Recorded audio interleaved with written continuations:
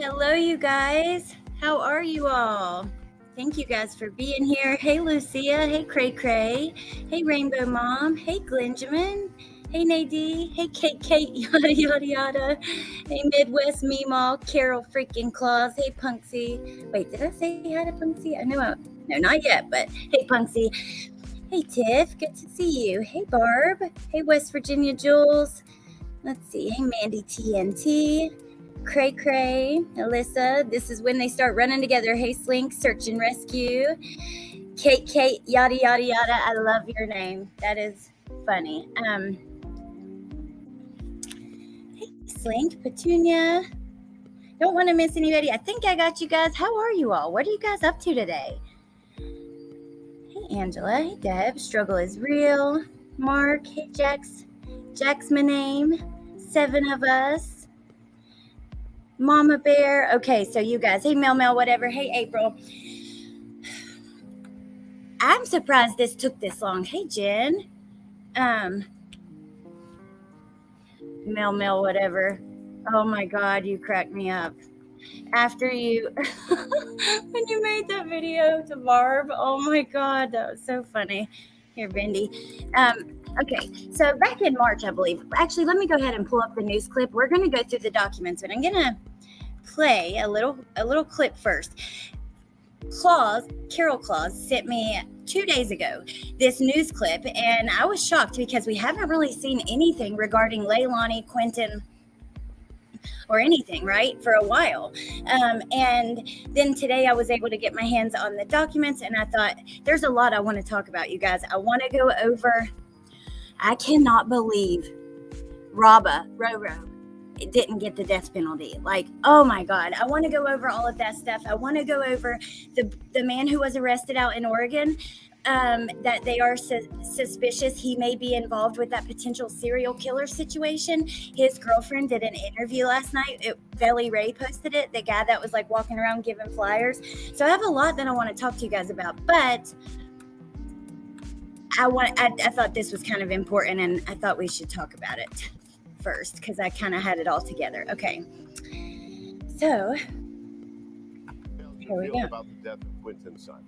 The prosecutor is officially responding to the defense attorney's motions to throw out parts of that indictment. WJCL 22 News' Andy Cole has been following the story since the very beginning, joining us now in the studio with the very latest. And Andy, she wants some charges thrown out.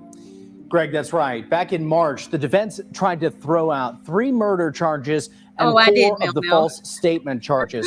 They did it by filing 2 demurs. Today, the state responded to those claims, sharing new details about Quentin's gruesome demise. For the first time, we're learning more about the final. Look at that pretty baby. Yeah, Mel, I sent that screenshot to Jen, Midwest Meemaw. I've been wondering why we haven't heard anything about the case. I think a lot of people have. I know, he's so perfect. No, Mama Bear, the jury decided against the death penalty in Roro, Border Patrol.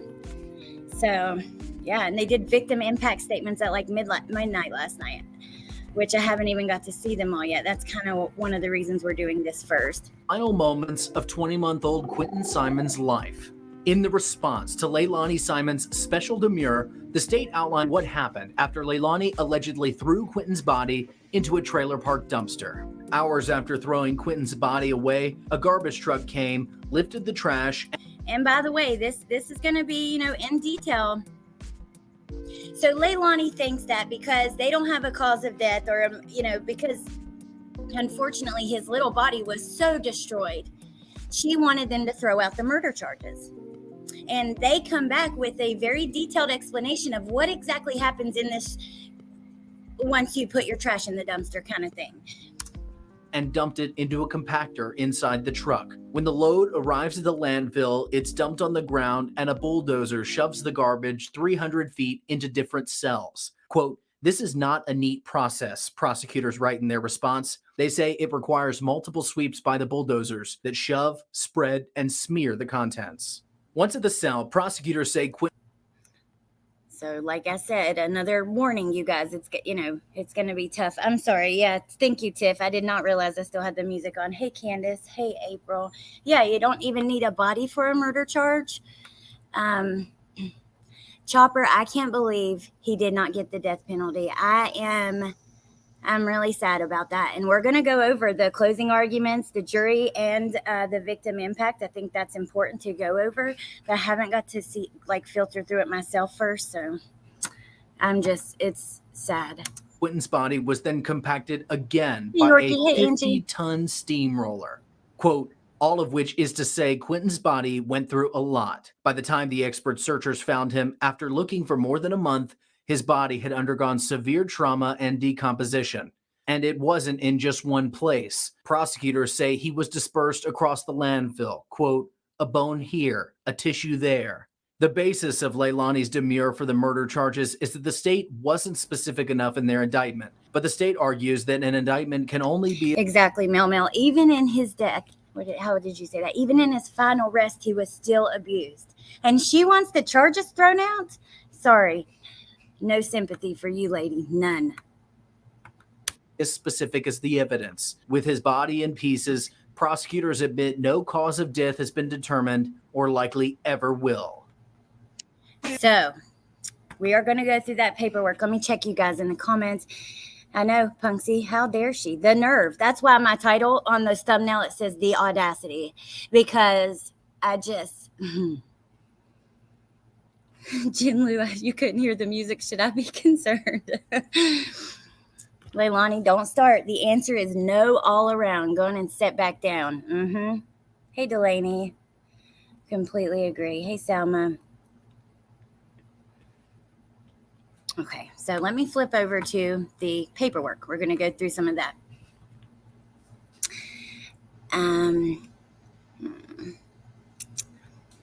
So this is Judge Stokes' standing criminal scheduling and discovery order.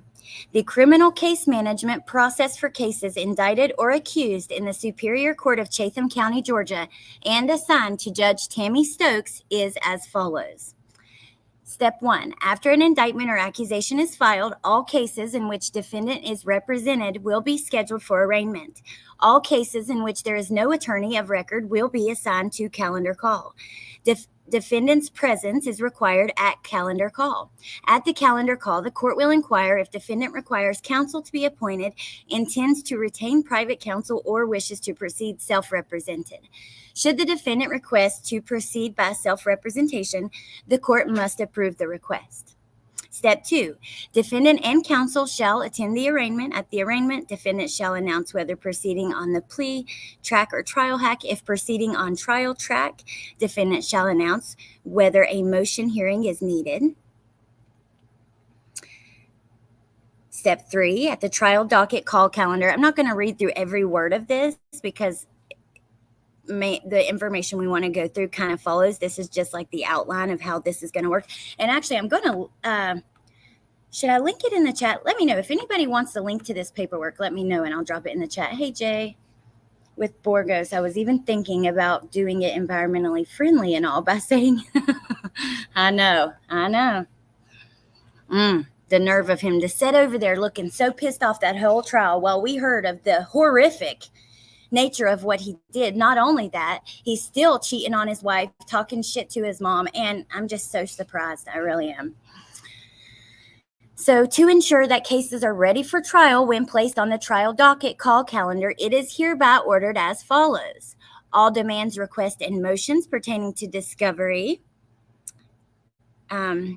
shall be filed and served no later than 5 days after the date of arraignment, unless otherwise ordered. If defendant elects to participate in reciprocal discovery, the state shall serve all discovery materials upon the defense no later than 30 days after the date the defendant files an election to participate in the reciprocal discovery. Both state and defendant have the right to supplement discovery and shall do so at least 10 days prior to the trial. All special pleas in bar, demurrers, and similar motions shall be filed no later than 10 days after the date of arraignment, which she did, I think, back in March. So here is the state's response to the defendant's special demur to the murder charges. The defendant is charged with murdering her 20-month-old son, Quentin Simon, with concealing Quentin's death by discarding his body in a dumpster, the contents of which were then deposited at a local landfill, with falsely reporting his disappearance as an abduction, and with telling investigators a series of retreating lies, moving from one lie to the next only as each lie became untenable in the face of additional information uncovered by law enforcement. Because the ins and outs of waste management are perhaps not common knowledge, more specificity as to what happened to Quentin after the defendant discarded him in the dumpster might be illuminating. Hours after the defendant had discarded Quentin's body in the dumpster, the hydraulic forks of a front-loading garbage truck lifted up the dumpster and dumped its contents, including Quentin, into a large box that constitutes the back of the truck. Then, a powerful compactor built into the truck compacted the contents of the box. This powerful compacting action is desirable so that trucks can collect as much garbage as possible before having to visit the landfill. Eventually, the truck is disgorged its load at the trash basin of a local landfill. I mean, I can't even stand to read that. Shame on her. Oh. Hey, Jane Doe. Hey, Mr. Tomato Head. Oh, hey, I like it. Mr. Tomato Head always challenges me, which I like because you do it respectfully. I get her argument, but just because a body is too mutilated to find a cause of death isn't a good argument. Don't want murder charges, then don't throw your baby in the trash. Hey, Meatfoot. Hey, Amber. This is the truth. Anyone that commits a crime against a baby or something like this automatically goes into state protection while surviving their prison sentence, so no justice at all. Hey, J-Lord. Hey, Anna. Thank you for being here. Let me share Amber's link too. Oh, curious. How many pages is this one? Hold on. I only flipped through the first 3. Let me see. Or the first, 3 after the first 2. So, the first 5. I don't think there's many, though. I'm not, yeah. See, we're right here. So, it's 14, I think. Yeah, 14. Okay. So,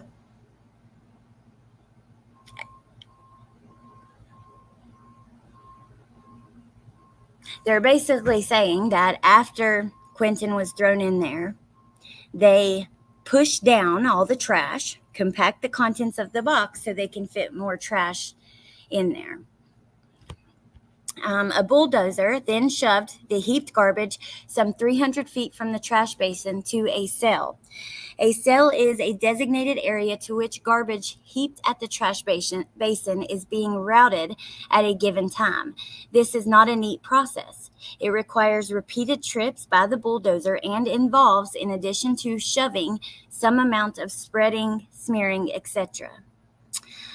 Once at the cell, the garbage and Quentin were compacted by a roughly 50-ton machine that looks something like a steamroller, but with rollers that are studded rather than smooth. Then there was the search. Once law enforcement had identified the cell in which Quentin was likely to be located, they set about searching it. This process consisted of excavators scooping garbage out of the cell and loading it into dump trucks. The dump trucks then unloading the garbage at an open area known as a search deck. The garbage then being spread out in an even layer on the search deck, law enforcement then painstakingly combing through the garbage, and the garbage then being cleared from the search deck to make room for the next load. This process was repeated day after day, load after load, ton after ton, until these efforts finally met with grim success. Thank God they found Quentin. Many people, many professionals who had worked at these same trash places said they would never find him. Exactly, Tiffany. It's nobody's fault but Leilani's. I agree. I'm sorry, Mama Bear. Hey, little bit. Good to see you. Yeah, I just got this paperwork this morning. Only trash would throw. Exactly, Mel. You would be amazed at the amount of justice they get under protection. We're always coming into dialysis with fresh bruises. Hey, Kayla. Okay. Aw, thank you, Carol freaking Claus. Justice for Quentin Simon, forever and always wrapped in our hearts. Thanks so much from the bottom of my heart, Alex, for doing this live for Quentin. Quentin grabbed and completely stole my heart. Thank you, Carol freaking Claus, and you're welcome. Thank you guys for being here. I know Mr. Tomato Head, very gruesome. But they're basically, I'm glad they lined it out like this, because she was asking for the charges to be dismissed because they don't know exactly what caused his death. Well, no wonder, lady, you made sure of that. It was a blessing. That's the truth, Tiff. Oh, Mel, I'm telling you, many people, I agree with you. So many people would have loved to have a precious, beautiful, sweet baby like him, would have, done anything for him. So, all right, I'm going to keep reading. All of which to say, Quentin's body went through a lot as a direct result of the defendant's deliberate choice not only to conceal his death, but to do so specifically by subjecting him to the violence of the waste management system. Law enforcement did not discover his remains, not his intact body, but his remains, for more than a month after his disappearance. Naturally, his body had by then undergone severe trauma and decomposition. To be clear, it is not as though law enforcement found Quentin's remains in a single location on the search deck. Rather, they were dispersed across it. A bone here, a bit of tissue there. Quentin's cause of death, therefore, was not apparent from the lay observation of his remains. And while forensic analysis is ongoing, no cause of death has yet been ascertained forensically and likely will not ever be. Nor has other evidence conclusively established Quentin's specific cause of death. No one saw the defendant murder Quentin, as filicide tends to be a clandestine endeavor. And the defendant's various statements to law enforcement and to the news media as to how Quentin came to be dead were an inscrutable and inculpatory mishmash of, I don't know, I don't remember, I don't think I would do anything to hurt him, but if I did, I will take responsibility. Remember that interview where she's like, I think hopefully a nice family has him and they're taking care of him. Like, the nerve. Maybe at the end of this, we will watch that again.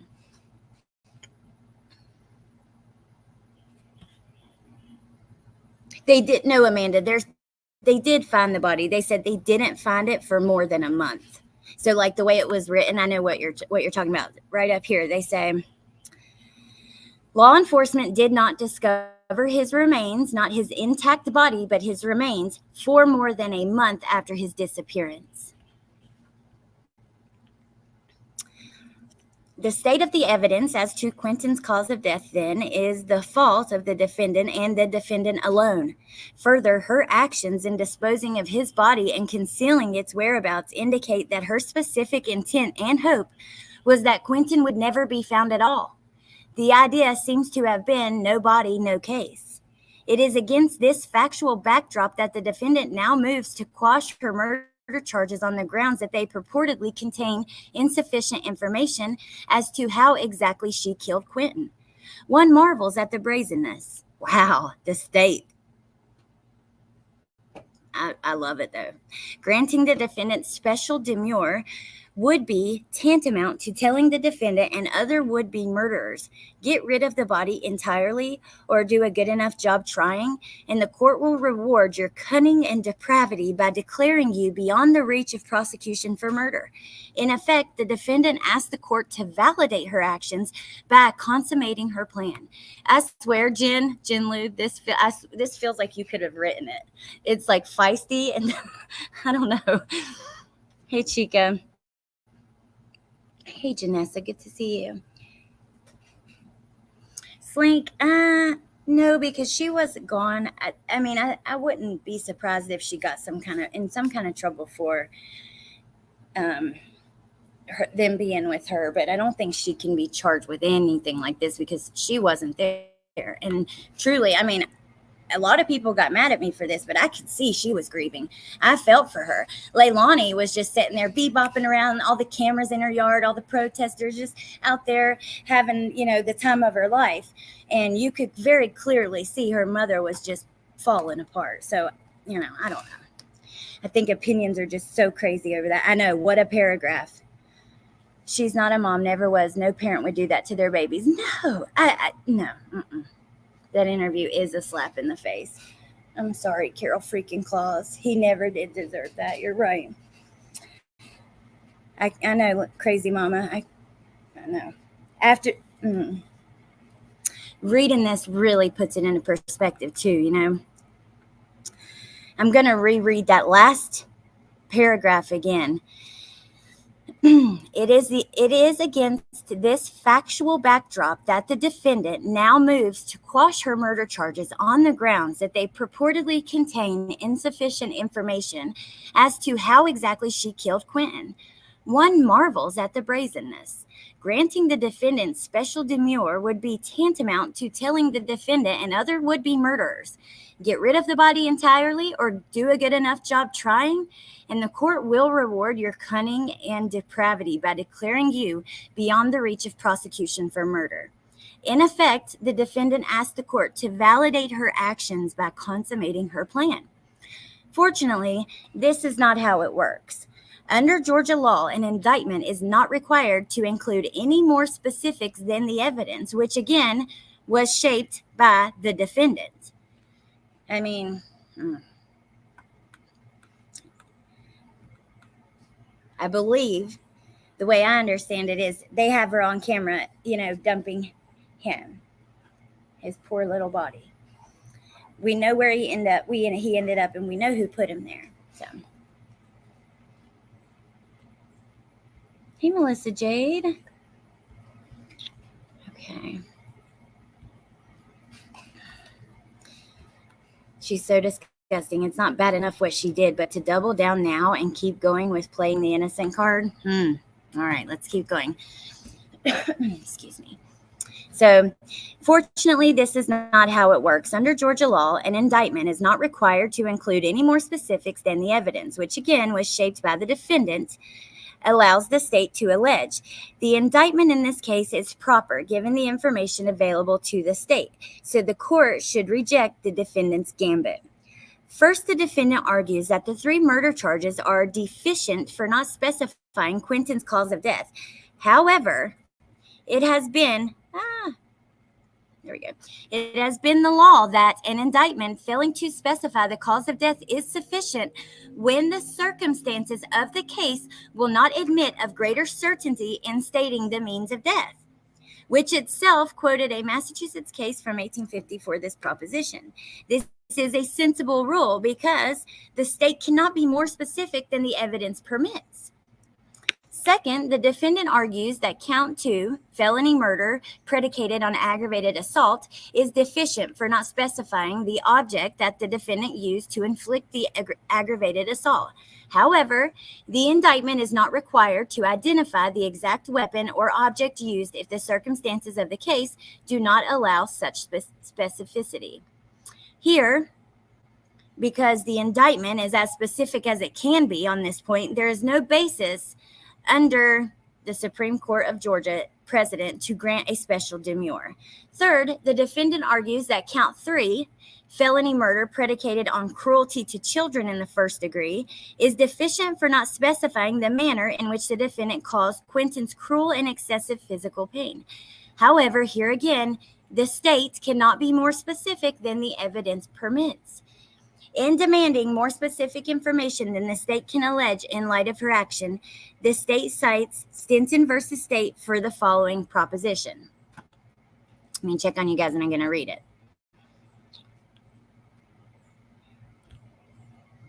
Oh, thank you, Carol Claus, for the 5 memberships. Hey, Willie. Good to see you. Melissa is hilarious, and her laugh is contagious. I love her laugh so much. I'm so proud of you, Melissa. You are just killing it. Last night I was telling Woofy how proud I was, and just, yeah, you're doing great. Okay. In order to satisfy due process when an indictment charges a compound felony, such as felony murder, the count charging the compound offense must contain the essential elements of the predicate offense, or the indictment must contain a separate count charging the predicate offense completely, or the indictment must elsewhere allege facts showing how the compound offense was committed. But this rule is phrased in the disjunctive. An indictment that takes any one of the three listed approaches is sufficient to satisfy due process. Here, the felony murder counts contain the essential elements of the predicate offenses. In the end, the true test of the sufficiency of an indictment to withstand a special demurrer is not whether it could have been made more definite and certain, but whether it contains the elements of the offense intended to be charged and sufficiently apprises the defendant of what he must be prepared to meet, and in any case, other proceedings are taken against him for a similar offense, whether the record shows with accuracy to what extent she may plead a former acquittal or conviction. Here, the murder charges put the defendant on notice that the state intends to prove that she intentionally killed Quentin, count 1, malice murder, that even if she did not specifically intend to kill Quentin, she nevertheless did kill him by way of an aggravated assault with an object that caused him serious bodily harm. Count 2, felony murder predicated on aggravated assault. How do they know with an object? I don't know. We'll have to wait for trial, but that in the course of causing his death, she caused him cruel and excessive physical pain. Count 3, felony murder predicated on cruelty to children. Under the circumstances of this case and under the law, nothing more is required. Remember what she did. I want you guys to keep in mind, fresh in your mind, what we just read about what happens when you send your trash to the damn dumpster and what they do at the landfill. When we watch her in this interview, we're going to watch in a minute because, Further, this responsive filing is itself sufficient to resolve the issue. There is no requirement that the state present evidence to overcome a special demurrer of this nature. As Justice Namias explained in Wyatt, and I'm going to read all of that respectfully, just because and they always do this. They base how they're going to move forward on what's happened in the past, right, with other cases. And then it goes into, actually, I need Jen up here to explain this correctly because I'm not going to use the right word, so I'm not even going to try. Inmates won't touch her. She will be in protective custody. I believe they found his skull.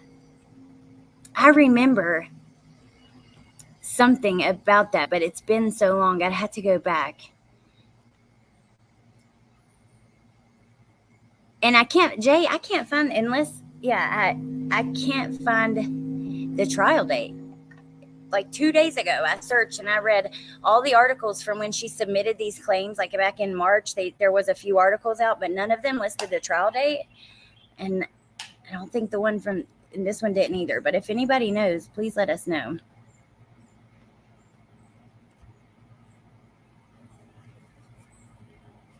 I'm not surprised that Leilani would request this, as she is extremely narcissistic. Her mother enabled her behavior until she realized she had to make that final decision. She will get more years for pushing a trial, in my opinion.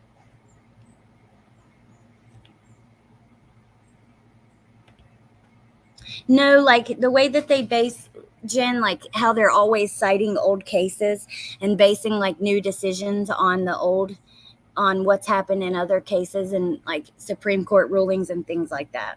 What do you call that? Case law or something? Okay, let's continue. I think that's it. Respectfully submitted this 14th day of July, certificate of service. I have this day caused Robert Attridge, counsel for defendant, to be served with the foregoing filing by e-filing. Let's see this one. This is the state's response to general demurrer to certain of the false statement charges. Here we go. In counts 10, 12, 14, and 17, the defendant is charged with violating Georgia Rule 16-10-20 by knowingly and willfully concealing material facts from law enforcement during a series of interviews. The defendant argues that these charges violate her Fifth Amendment right against compelled self-incrimination because to have revealed the material facts at issue would have been to admit to criminal acts, which she had a right not to do. It is true that all Americans enjoy the right to decline to speak to law enforcement and may invoke this right at any time. Contrary to the defendant's sweeping assertion, however, OCGA 16-10-20 does not offend this right by imposing a general duty to reveal information during a criminal investigation.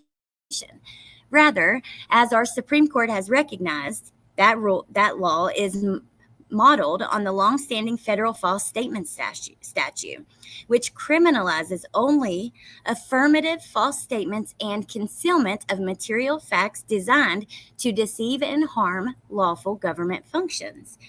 These statutes criminalize not passive non-disclosure, but a joint operation of an act or omission to act in intention. This is no different from any other criminal offense. There's a big difference in like your right to remain silent and not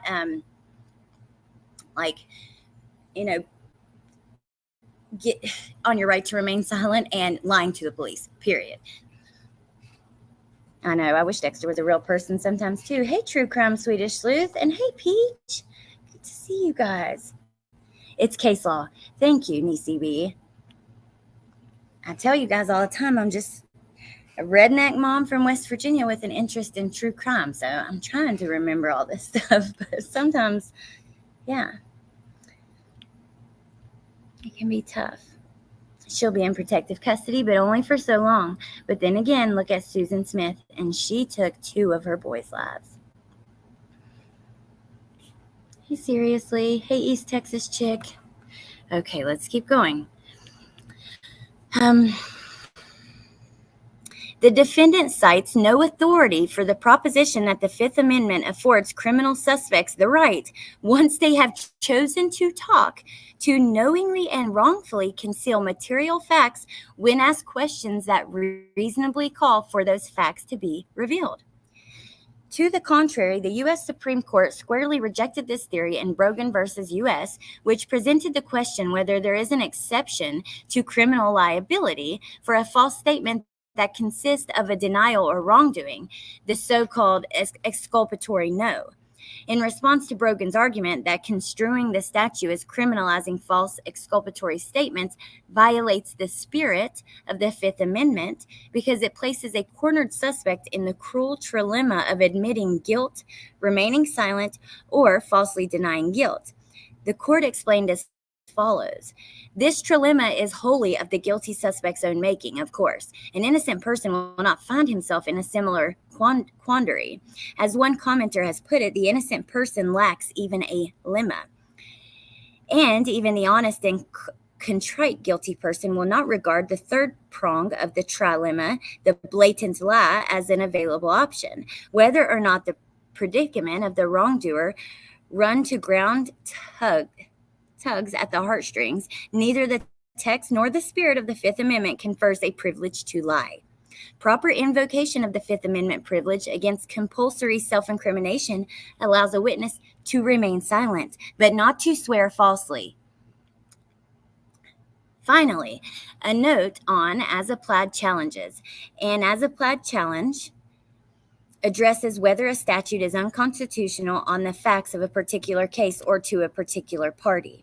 By raising an as-applied challenge to the statute as charged in these counts, the defendant is asserting both that complying with the statute in the instances charged in these counts would have required her to incriminate herself and that this application of the statute violates the Fifth Amendment. Having addressed the latter above, let us stick with the former, a factual matter, for a moment. To assert that complying with the statute in the instances charged in those counts would have required her to incriminate herself is necessarily to admit that the material facts that these counts charge her with concealing are true, i.e., that on the night of October 4th, she did use controlled substances, count 12, and that in the early morning hours of October 5th, she did travel to Azalea Mobile Home Plaza and discard Quentin's body in a dumpster, count 10, 14, and 17. Her sole grievance is with the constitutionality of penalizing her for concealing them. But to challenge the constitutionality of penalizing her for concealing them, she must first necessarily assert, or is it concede, the factual premise. That makes so much sense. They're basically saying that she would have incriminated herself by telling the truth is admitting that she did it in the first place.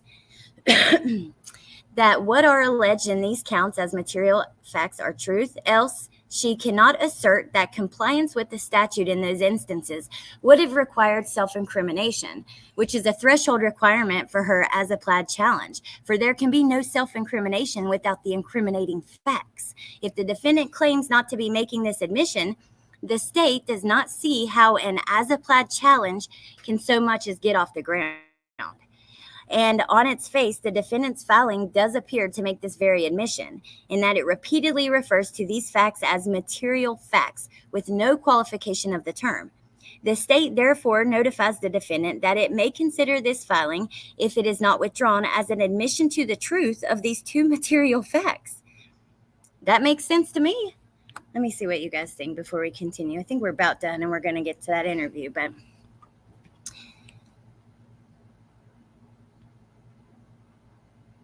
Protesting won't help. They have to do their job or lose an appeal due to ineffective counsel. Motion hearing Friday, July 21st at 2. Awesome. Thank you, Carol freaking Claus. Hey, Music City Mom. Hey, Fish Vlog. She purposely obstructed justice by lying more than once. Defense is grasping, but that is their job. Okay. Hey, don't worry about it, sweetheart. Hey, Avery. I know, Jimmy, I agree. Put another way, the state is unaware of any authority for the notion that the defendant may merely assume arguendo the facts forming the basis for an as-applied challenge. Respectfully submitted, July 14th, 2023. Certificate of service. It was delivered to her attorney, and that is that. So I loved that.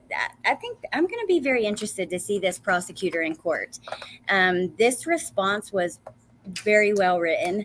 And yeah, I just appreciate it. So let me grab this interview. Hold on.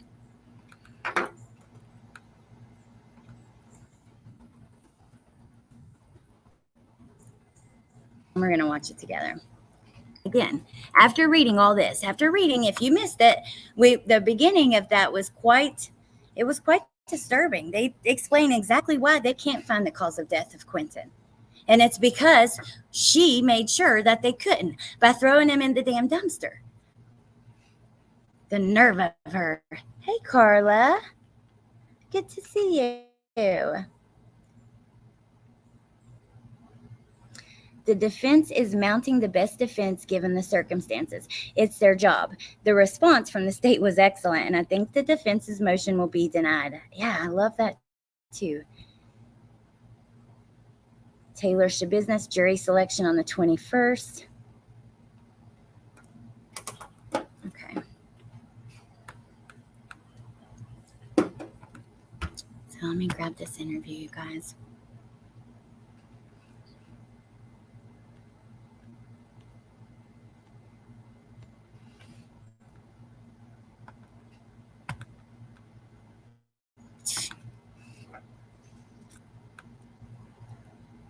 I thought about, actually did have an article pulled up from People, an old article that we could go back through just to kind of refresh. Maybe I should have read that, but let's watch this really quickly. Available on StreamYard. Good evening, and thanks so much for joining us for the news at 6. I'm Dawn Baker. In a WTOC exclusive, Leilani Simon, the mother of missing Chatham County toddler Quentin Simon, is speaking out tonight for the very first time since he was reported missing nearly 3 weeks ago. Chatham County Police and the FBI believe Quentin is dead and are actively searching a local landfill for his remains. Police say Leilani is the only suspect in his disappearance as well as his death. And tonight we have team coverage with our Shay Schrader and investigative reporter Max Deek. We begin with Shay, who joins. If I did it, I'll turn myself in. This live outside of the Simon home. Shay, what did she talk to you about? Leilani and I spoke about a number of things, including what she remembers from the morning she first reported Quentin missing, to what life has been like as the days have gone on, still with no sign of Quentin. I talked to Leilani as well as her mother, Billy Howell, who were both just distraught over Quentin's disappearance. They say they've been harassed in the days and weeks Quentin disappeared, but Leilani wants everybody to know that she's not running away. God, what a mess this was, huh? Even like the way people were talking about the chief of police and stuff, like what a mess. I made a post right before this. Down the Rabbit Hole News was live with the Glare and Naked Mail. It was an excellent live. I didn't get to watch it all yet. I will go back to it. But yeah, I can't. After all this Zav Girl stuff and then the Carly situation came up right after, it has me just rethinking my whole channel, true crime in general, all of it. Because, yeah, it's just a mess. I'm here. I've been here every day since this. I am not running and I'm not hiding. If something does come up that I am at fault, I will take myself to the police station. Chatham County Police have repeatedly said that though they've named Leilani the prime suspect in her son's disappearance and death, they don't believe she's a flight risk. That always stood out to me. Like, if something comes up that I am at fault, like, come on, lady. Leilani says that she and her mother, Billy Howell, spend their days in the backyard of their home because it's too difficult to be inside with reminders of Quentin and the fact that he's gone. Every day that goes by is less tears and more anger, not knowing what's happening, if that's even understandable. You wake up every day angry, hoping that you're going to get a phone call, and that phone call just doesn't come. Oh my God. The damn audacity. CCPD and the FBI haven't released any details in the case and haven't said they believe Quentin landfill. Police say they're doing that to preserve any potential court cases down the line. Leilani and Billy tell me that they get their new information about the case from watching the news and that they feel all they can do now is hope.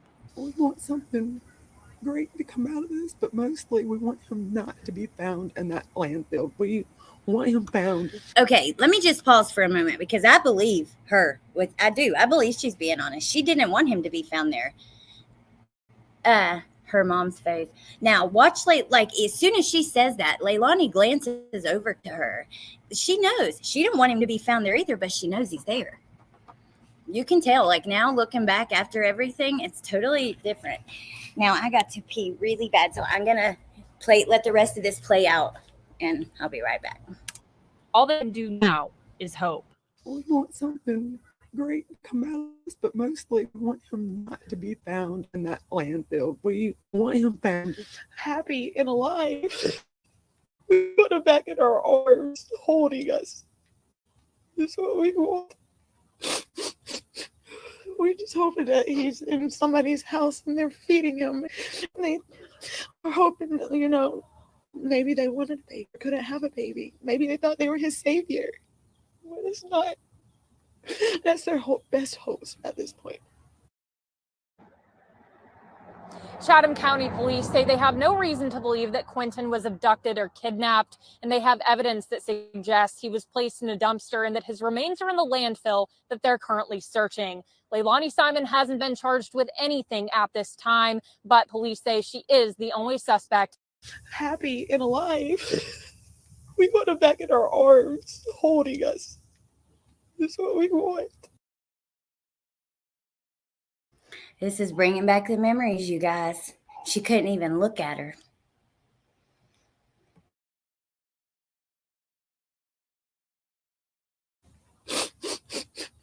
We're just hoping that he's in somebody's house and they're feeding him, and they are hoping that, maybe they wanted a baby or couldn't have a baby. Maybe they thought they were his savior. But it's not. Maybe they wanted a baby and couldn't have it, or thought they were his savior. Hey, mind of monsters. That part always just, I'm going to play it one more time. And then I saw something interesting we're going to check out before we go. We're just hoping that he's in somebody's house and they're feeding him, and they We were hoping that, maybe they wanted a baby or couldn't have a baby. Maybe they thought they were his savior. But it's not. That's their best hopes at this point. Okay, so the people who did this interview, look at this. They have a video after arrest revisiting Leilani's interview with us. I think that we should watch this and see what they say, like what they said after. Whoa, I just totally lost you guys. Changed the window somehow. Hold on. At Blue Bunny, we test to make sure our mini treats are crunchy and mini. Thor! Oh, beautiful.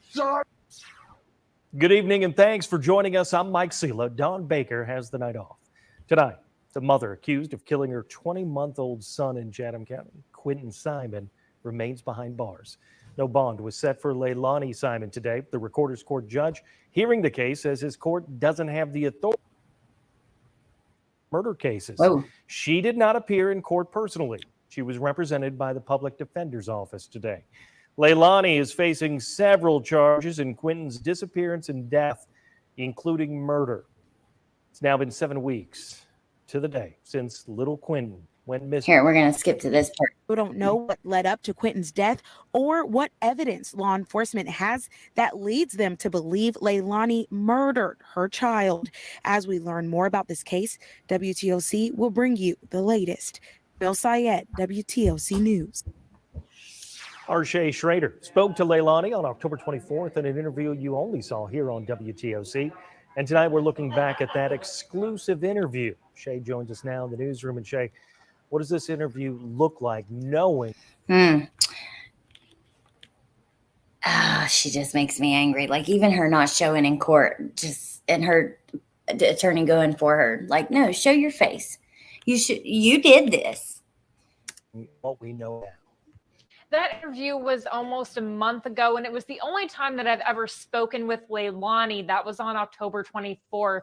And when I did that interview, Chatham County Police had already said that they believed Quentin was dead. No, I don't think Grandma was not part of the unaliving of Quentin. She hasn't been charged with that. I think there was some kind of trouble she got in. I'm not sure of that.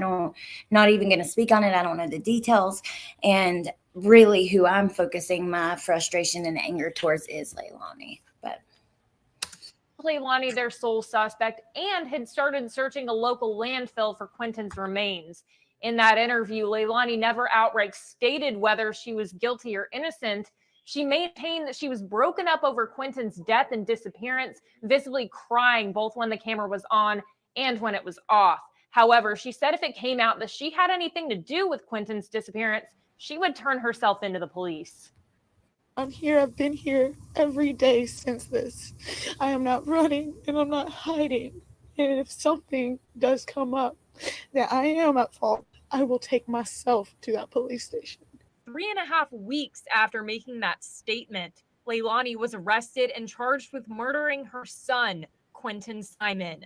That came 3 days after Chatham County Police found what they believed to be. Let me click on this really fast. Let's look at her in the courtroom, and then I'm gonna let you guys go. But I hope maybe today At ECU Health, I don't know when I'm gonna have time. I really, really, really want to go over the Ronald Anthony Burgos Avia's sentencing last night, and the victim impact statements, and even the closing statements before the sentencing.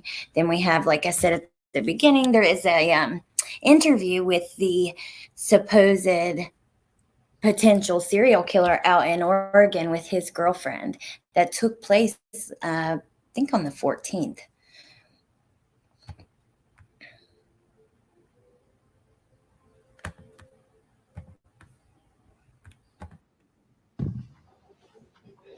I didn't see this. Now here she is in court only 3 months ago. I must have missed this, or following Letitia's and stuff like that.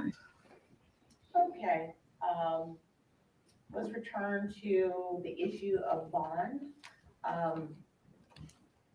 Mr. Dean, I have received your request for restriction of certain information.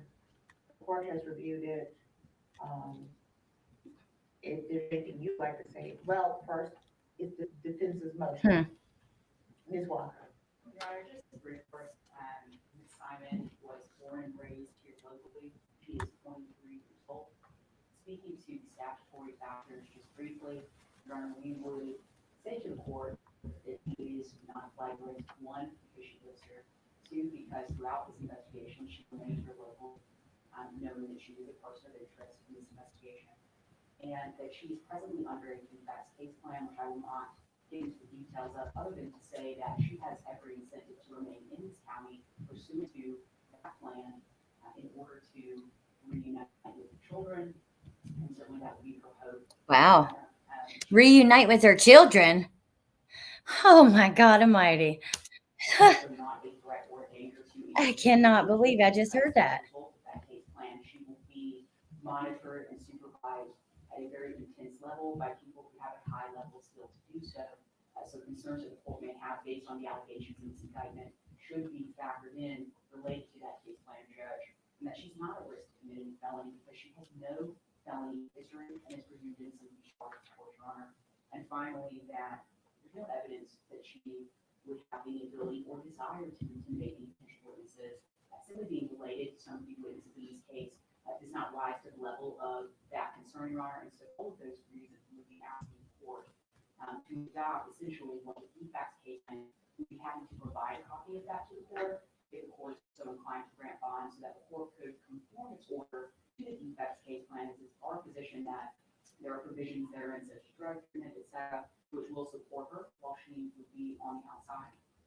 Furthermore, Judge, that we have a location for her that is safe. It is Howard County, and as the court knows, this has been a very highly investigated and focused upon case in media and social media, and so we would not provide that address to the court for fear about Ms. Simon's safety. As the court knows, she has been harassed by various members of the public who knew her prior address, and so we're very concerned about her safety should she be released, and we'd be happy to provide that to the court, but certainly not in a court.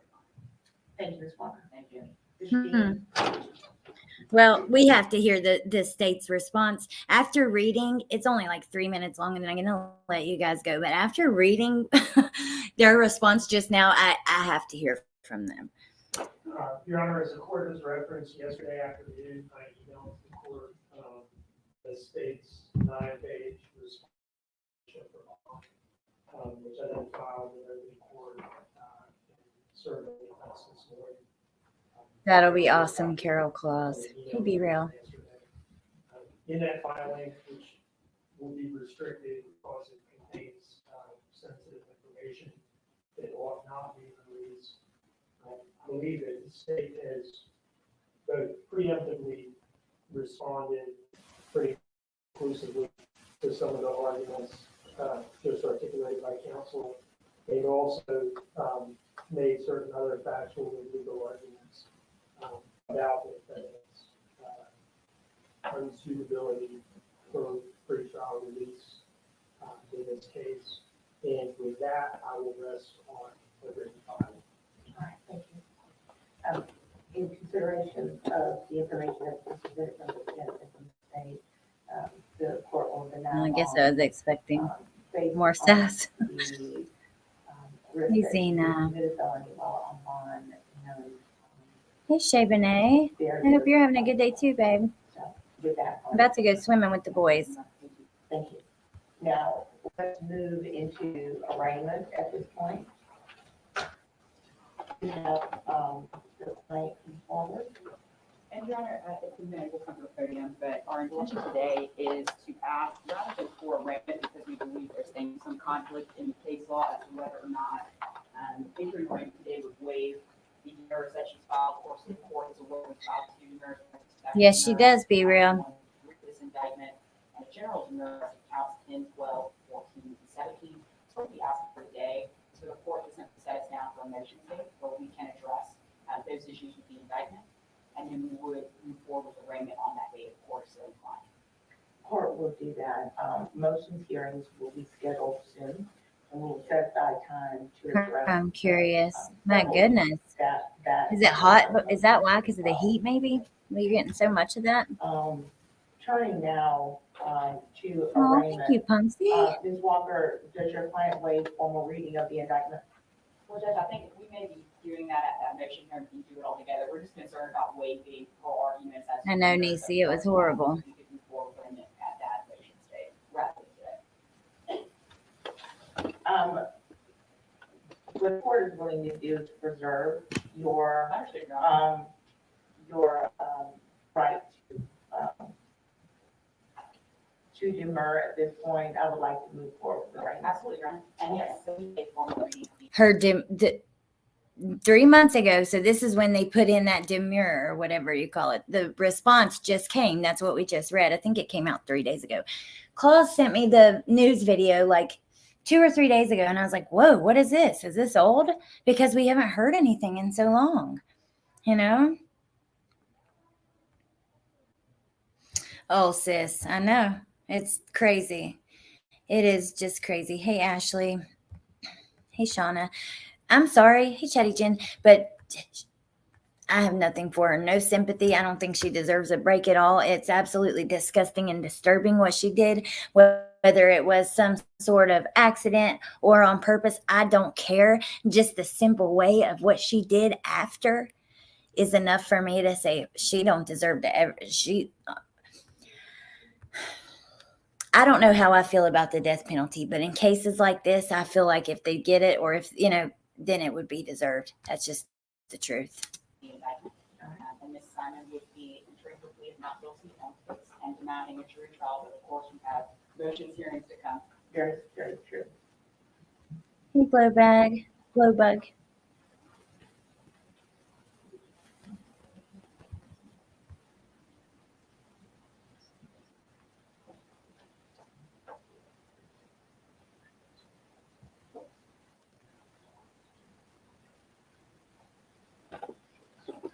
So that's it. We're going to watch her walk out, though. Amber, by the way, I freaking loved that video of the birthday cake and stuff. It was so stinking cute.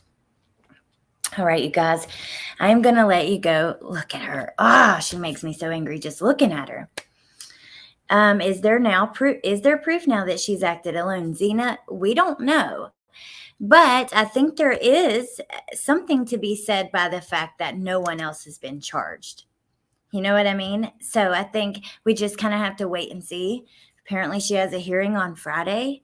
We'll find out what's going on then. I'll definitely let you guys know.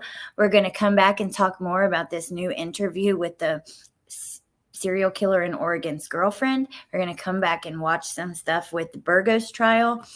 Other than that, Thursday I have an exciting lab with Mallory planned. Other than that, I'll see you guys when I see you. Thank you for being here. I love and appreciate you guys. I really do so much. I'm going to go get my youngins and go out to the water and get a big speaker. I fill up a giant cooler with snacks and drinks and food and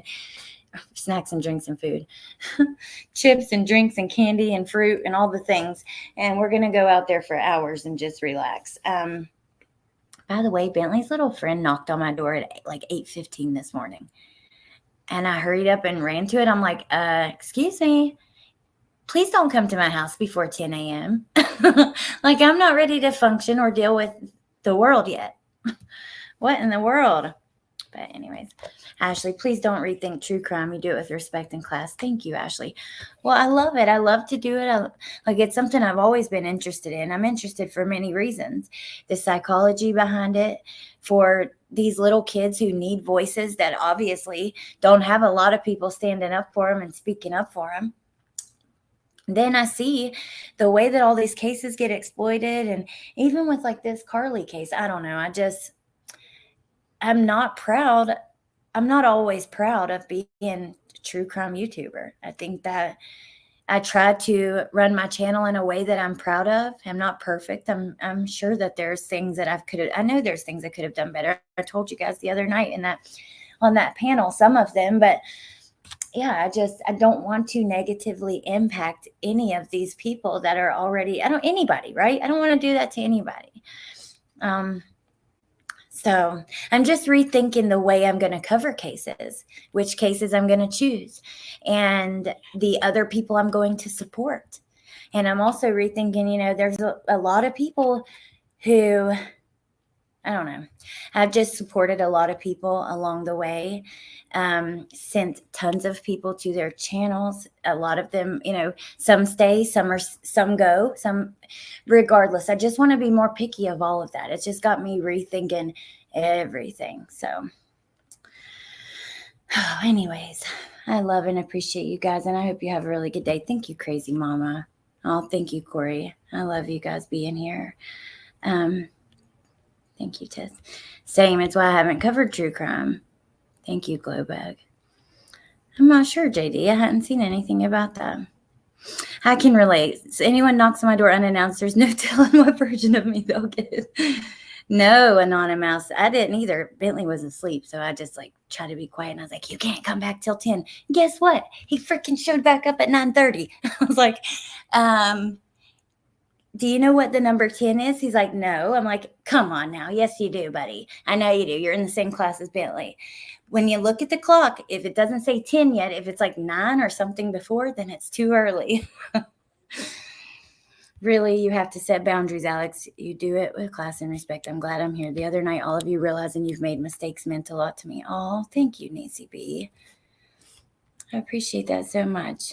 There are videos on YouTube about staying safe for kids. My 3 granddaughter watches them. That is so cute. I have been rethinking a lot of the people I support. I know, Chatty Jen, me too. Because I think we get in this tunnel vision where we kind of forget, not that they're real people, but this is an open platform. Anybody can see what's said and done on here. And these are real lives that we're affecting. And some of these things, they spin off into much bigger things. And at the end of the day, we talked about this the other day, but on that live, but it's so true. Even if your intentions are good, if you're doing damage, it doesn't matter what your intentions are at the end of the day. So yeah, but Creme de la Crime. Ooh, I love your name. That is cute. Thank you, Anonymous. Appreciate that. Thank you, Raina. I love you guys. I appreciate you guys. You guys are all awesome. Seriously, couldn't do it without you. So, oh, thank you, Creme de la Crime. That's so sweet. I appreciate that. I love them too. Go tell your mama that Bentley's mama said you can come back at 10. Hey, Leo. All right, you guys, have a great day. And I will see you as soon as possible to talk about this freaking Roro stuff. But anyways, I hope you have a good day. Bye. I could sit here and say bye for 10 more minutes. It's just in my nature. So I'm going to go ahead and hit end broadcast, and I'll see you soon. Bye.